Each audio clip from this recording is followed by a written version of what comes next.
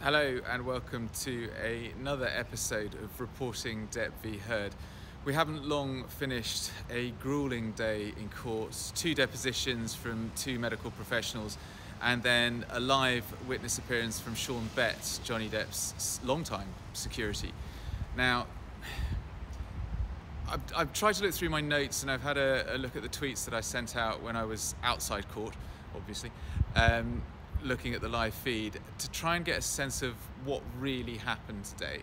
I think the upshot of it all is that these were all Johnny Depp witnesses. We had Dr Kipper, the finishing of his evidence from last week. We had Debbie Lloyd, the registered nurse, detox nurse who administered a lot of Johnny Depp's drugs and travelled with him, and then, as I said, Good Bett.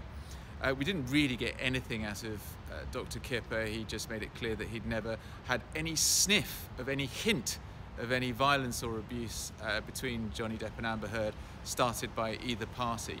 He wasn't going to be drawn on any other side of their relationship to a degree. He played it straight down the line. And then we had Debbie Don't Recall Lloyd come on, who basically was shown her 123-page compendium of notes from pretty much the start of her relationship with Johnny Depp to the end of it, and she didn't recall much beyond those notes. She certainly never saw Amber Heard being violent towards Johnny Depp. She certainly never saw Johnny Depp being violent towards Amber Heard. However, she did say that she saw Amber Heard instigating arguments and fights with Johnny Depp, but given the way that the system works over here, she wasn't able to speculate on why that might have been or what kind of logic there was or motivation to that there might have been as well.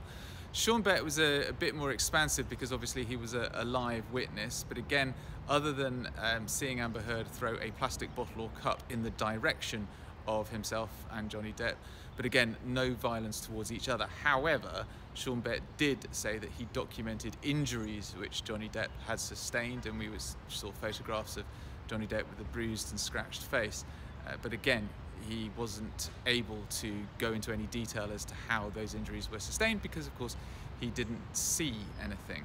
Now, normally in the middle of each episode, I sit down on a park bench with 1 or 2 people and get them to take me through what they thought of what happened during the day's proceedings, but it's too cold to sit on a park bench. I did find 4 lovely high school students who, 3 of whom I think had never even been in court before, who came along on spec just to see what it was like to be in the same courtroom as Johnny Depp, and I think they were intrigued by what they saw. They're not partisan, they don't really know a huge amount about the case, so it was just really interesting to talk to them and get their kind of perspective on what's been going on here in Virginia over the last week or so. I'll be back on the other side to tell you what's coming up tomorrow. Okay, welcome to Reporting Depp v Heard. We're not doing any park bench interviews today because it's absolutely freezing. It's less than 10 degrees, and so no one wants to sit on a freezing cold metal bench. I have instead corralled a bunch of 12th graders from high school who were in the trial all day today. It's your first day? Yeah, is it? yeah, okay. First day. This is Scotland Wallace. Hi. And Scotland's is first up. Scotland, yes. Tell me what you made of today. First of all, the whole experience. Oh, wow. Okay. Coming in first, it was very, really cool to see. We've been learning about it a lot in government class, so it was cool to finally see it in person. And when you say learning about it a lot, what do you mean? The law or courtroom processes? And what each court means, okay, and how it all is set up, like the whole, like what a jury is and all that kind of stuff. So you've been in courtrooms before?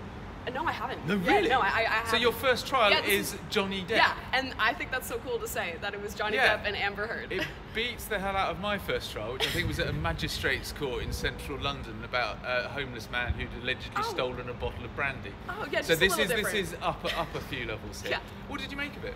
I thought it was really amazing. Seeing Johnny Depp in person was very surreal, but then at the end of the day you kind of remember that he's just a regular person, and I feel like a lot of the time celebrities, not saying Johnny Depp, but just celebrities in general, feel like they're above the law, and this was kind of a reminder that they're just like regular people. The law still applies to them. The witnesses, I didn't know what was happening today, so I didn't realize it was going to be witnesses talking, and that was definitely very interesting to see how they respond and how they kind of... They picked the wrong day. Yes. I mean, it was very interesting how they kind of almost maneuver around questions, or you can kind of see that they may know the answer, but they're kind of just very short answered questions. Honestly, it was a lot of fun. Like, just like Scotland said, seeing them in person kind of humanized it all, because once you're seeing everything online, it's almost like it's an alienated thing where it doesn't feel real. It just I think you're fake. right. You're absolutely right, because although you're only seeing the backs of their heads for 90% of the time, you're in the room with them. Yeah. So you haven't got that distance of being on TV, even though TV's right in your face and you can see their expression. Being in the room is very different. It's a different experience, and you're right. I think it does humanize the whole process. So, Debbie Lloyd, she was giving evidence for most of the day by deposition. Yeah. How would you describe the evidence she gave? I do not recall. Could you elucidate on that? Yeah. No, I can't. I could not recall. So what did they get out of it? Honestly, felt like she was just restating what the first witness said. However, she focused more on the actual medical side of it. I think the actual medications and the procedures that they took for each patient that they had, Amber and Johnny. And so, talking about that, I think was interesting because it kind of shows what they were going through when they talked about, John's dependency on opiates for a while and things like that, and the withdrawal that they had to go through. What about that relationship though? Between Johnny and was Amber? A bit weird too, because half of it seemed like they were talking about how they were just so happy all the time, and the other half it was like, well, they're fighting all the time, and she's instigating him, and she never really. What was the key thing that stood out for you from what Sean Bett said? The main key thing that stood out was really just him describing in detail the surroundings where he and Johnny Depp were, and really what Amber Heard was saying. He used profanity. He used pretty much almost what I felt like what real people say in that sort of circumstance.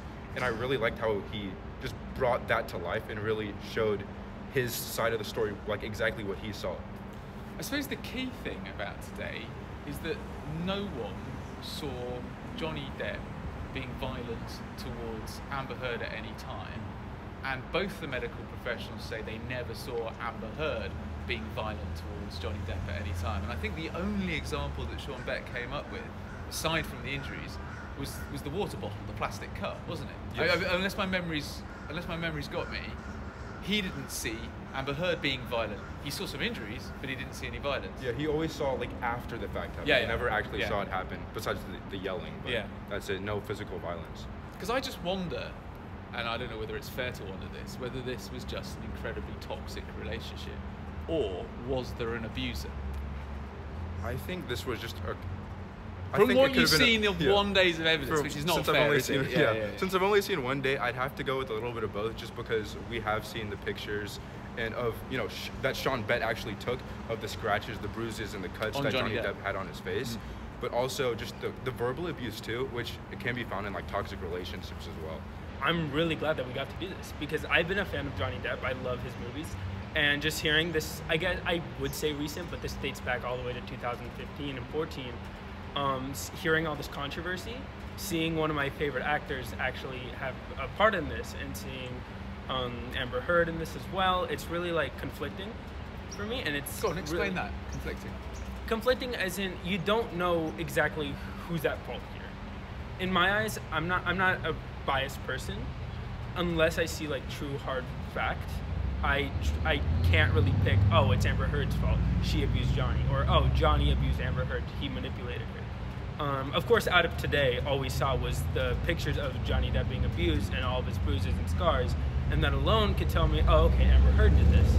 That's only 1 day of evidence, and unless I come there's back, no evidence that she exactly. created It's that, only been one witness that truly said something. All the other two were, for lack of a better word, not helpful whatsoever. My thanks to Scotland, JJ, Myles and Samir. It's great to get their perspective and thoughts on everything that's been going on today. Now, halfway through this afternoon, I was able to stand up the fact that Johnny Depp is scheduled to take the witness box at some stage tomorrow. We still have to finish Sean Bett, his securities evidence tomorrow morning, and there is another name who is down to give evidence at some stage tomorrow, but we do understand that the majority of the day should be taken up by the examination of Johnny Depp. Again, so that's a friendly counsel or attorney talking to him, and then the cross-examination will begin on Wednesday. So it looks as if we're going to get 2 days of high-profile fireworks once more after what has been a very quiet and cold day here at Fairfax County Court.